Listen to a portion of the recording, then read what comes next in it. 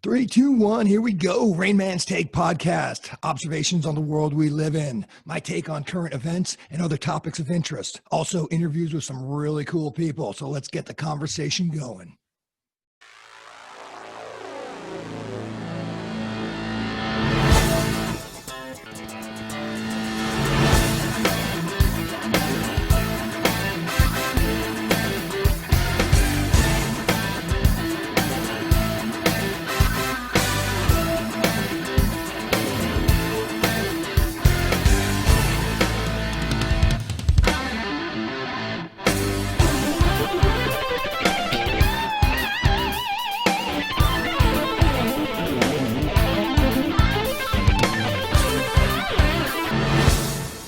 Hey gang, I've got a great episode today and I'm excited to talk about it. But real quick, before we get into the episode, I want to give a big shout out to all of you who subscribed to Rainman's Take. Thank you very much. If you're new to the channel, welcome. I know you'll enjoy the content. So please go ahead and give the site a thumbs up and hit the subscribe button, which you'll find at the bottom right-hand corner of your screen. Also, if you could watch the video to the end, I would really appreciate it because that helps us with the YouTube algorithms so we can broaden our reach and crank out more great content for you. So thanks again for being part of the Rainman's Take community. And now let's get into today's subject, which is I want to talk about the Buffalo Bills safety Damar Hamlin and his current medical recovery. I'm doing this episode now that we know that Damar is out of immediate danger. He was actually discharged this past Monday back to his home in Buffalo to continue his rehab. And as of this recording, he's doing great. So thank God for that. As you all know, if you've watched my Who is the Rainman's episode, I am a huge football fan and basically am immersed in it throughout the season. Thank God for DirecTV's NFL package, which allows me to watch every game, and I love it. Like most fans, last week was very bizarre, trying to digest what we watched on Monday Night Football and then anxiously awaiting news of Damar's status and then trying to figure out how the NFL was going to keep the show going for the last weekend of the regular season, which was this past weekend. Now, thankfully, Damar's recovery has been incredible. And by this past Friday, he was able to communicate to the point where he was tweeting real time on Sunday, watching his Bills beat my Patriots. I wish him continued speedy recovery as it seems like he's out of danger and well on his way to a full recovery.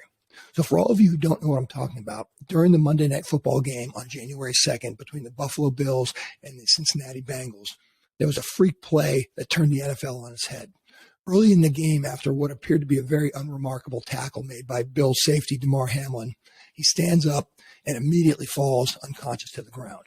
Training staff and medical personnel quickly diagnosed that he's gone into cardiac arrest. He's had a heart attack and his heart has stopped beating. In front of both teams on the field and the millions of people watching on live TV, medical staff begin doing CPR on Hamlin to try to revive him. They do this for 9 minutes on the field before he's put into a waiting ambulance, which is also on the field, and rushed to the University of Cincinnati's medical center. This is one of those one-in-a-million type scenarios. And although something similar has happened in the past, it has been many decades since. So for most people playing, watching, and commentating, this was the first where someone's heart actually stops beating and they need CPR to be resuscitated. This brings me to why I wanted to comment on this situation. It's because of the trauma of watching that in a sport loved by millions of people in the U.S. and around the world.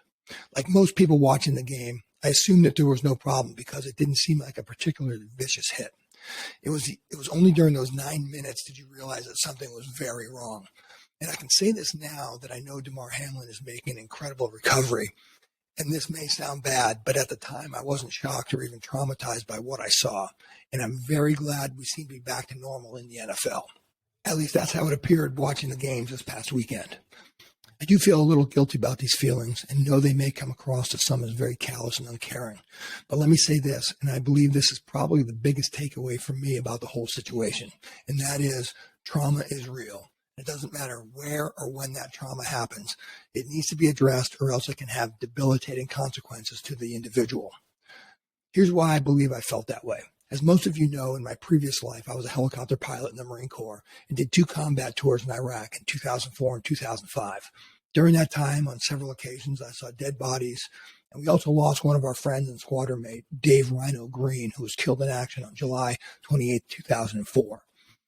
That first deployment, we had seen several months of very high-tempo combat operations. But what made Rhino's death sting even more is that it occurred toward the end of our deployment when thoughts of returning home were starting to creep into your mind. And you had to put that away to survive the last month of the deployment. Now, by no means were my combat experiences as intense as most of the infantry who fought in Fallujah while we were overhead, but it was certainly enough for me. I say these things not because I'm some kind of a hero, but to show that in the profession I chose, the reality of death was just part of the job description, and you just had to deal with it.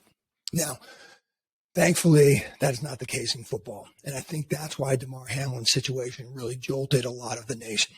After all, millions of Americans play football, from children in grade school all the way up to the pinnacle of the sport in the NFL. This type of accident or injury is not supposed to happen in a sport loved and played by millions. Now, obviously, football can be dangerous and people get hurt all the time, including several injuries in the NFL that really shook people. And here's an example of what I'm talking about there. Ryan Shazier's injury a couple of years ago. He was a linebacker for the Pittsburgh Steelers and was paralyzed during a tackle he made. He was also taken off the field in an ambulance after several minutes on the ground.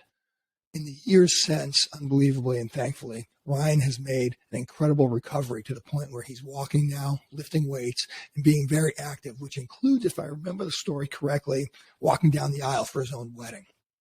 One of the things I love about the NFL is we're actually watching the apex of human ability, fitness, and health. I believe that because of this conditioning, these athletes can recover from very serious injuries.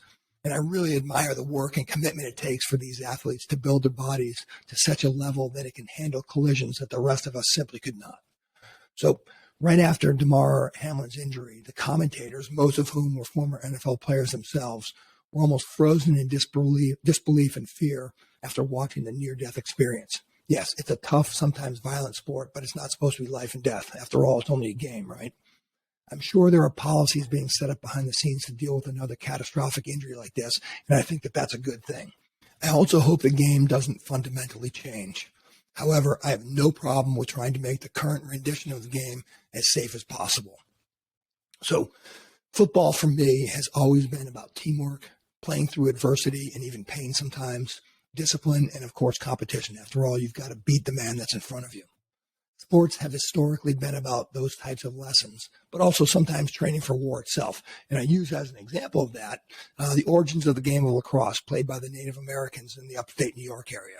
The game was called Bagataway, and warriors played it with a small handheld stick with a net to throw a ball into a goal. And the field could have been as big as several miles, and the idea was to build stamina in the warriors for when they actually did go into battle.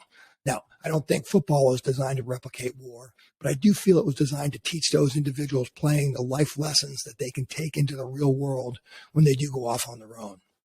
And I still think those lessons are valuable in today's world. And that's why football remains very popular to the point where now boys and girls are playing it, and various forms of the game like flag football are growing in popularity all over the country. So to close out this episode, I'm so relieved that Damar Hamlin is going to be okay, and I'm sure he wishes he could be on the field with his teammates, and they wish he could be with them as they make their playoff run. I also hope the game is not changed too much because of this incident, as I feel the lessons it teaches are still very relevant in today's world.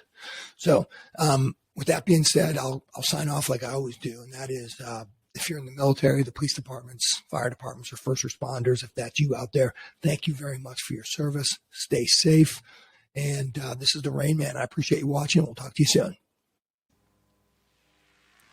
Thanks for watching Rain Man's Take, observations on the world we live in. If you like the content, don't forget to hit the subscribe button below. You can also follow Rain Man's Take on Instagram at Rain Man's Take. Also, check out our website at www.rainmanstakepodcast.com and send your comments to rainmanstake@gmail.com. Keep an eye out for future podcasts, which will be coming out every Thursday at 5 p.m. West Coast time.